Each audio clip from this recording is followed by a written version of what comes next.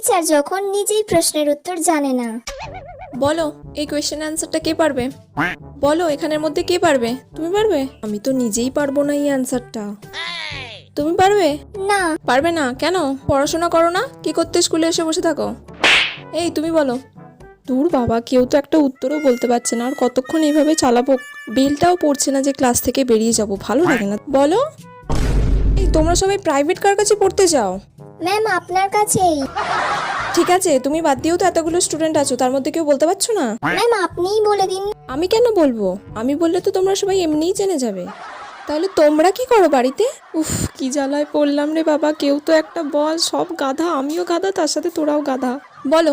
নিজে তো জানি না, যা বললো তাতেই হ্যাঁ বলে দিই। শুনলে কি বললো? আমি কেন তুমি কেন পারলে না? শুনে নাও ভালো করে, কালকে যেন কোয়েশ্চেনটা ধরলে তুমি পারো, ঠিক আছে? উফ বাবা, এতক্ষণে ঘন্টা পড়লো, তাড়াতাড়ি পালাই।